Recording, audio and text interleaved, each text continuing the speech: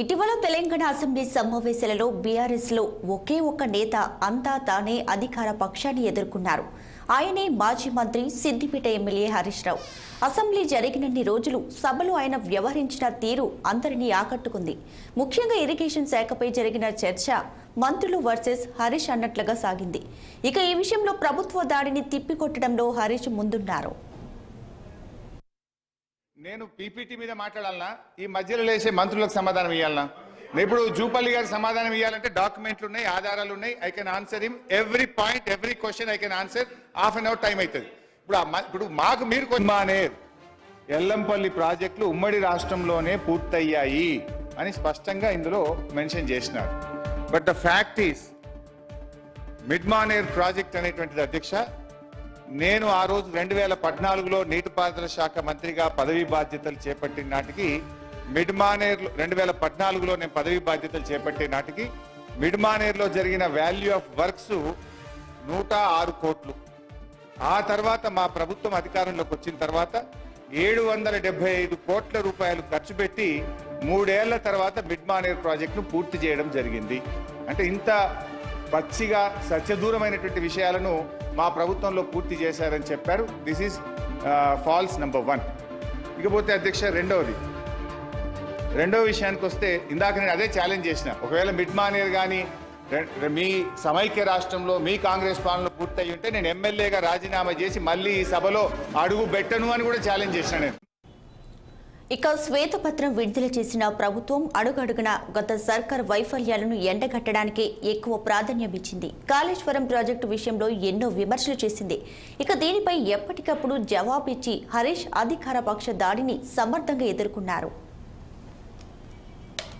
Start చేసినటువంటి Pranahita Chevella project ఆ రోజు జీవో నంబర్ 124 ద్వారా 17,825 కోట్లు మంజూరు చేశారు.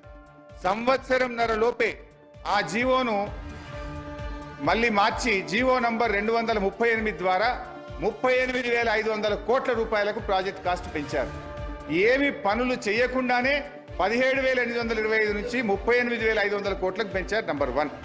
అధ్యక్ష, నంబర్ 2, ఆ రోజు ఒక ప్రాజెక్టుకు 4 జిల్లాల్లో శంకుస్థాపన చేసిన ప్రాజెక్ట్ ఈ భారతదేశంలో ఏదన్నా ఉందంటే అది ఒకే ఒక్కటి ప్రాణహిత చేవెళ్ల.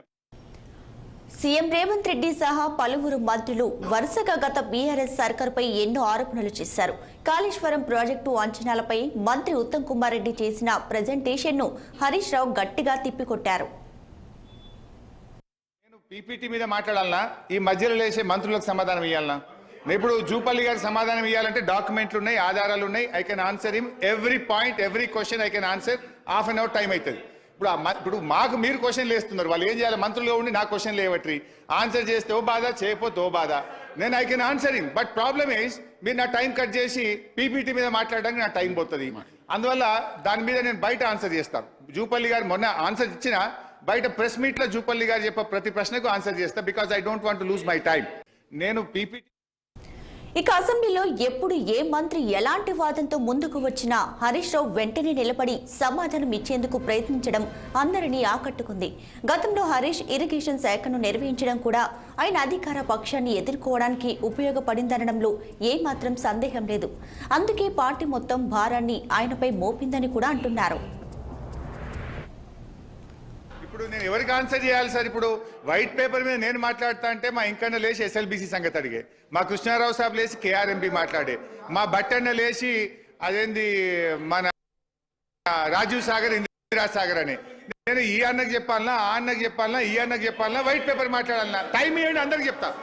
టైం ఇవ్వండి, రాత్రి 12 అయినా ఒక్కరికి సమాధానం చెప్పే సత్తా నాకున్నది. ఈ టైం ఇప్పుడు నేను ఎవరికి ఆన్సర్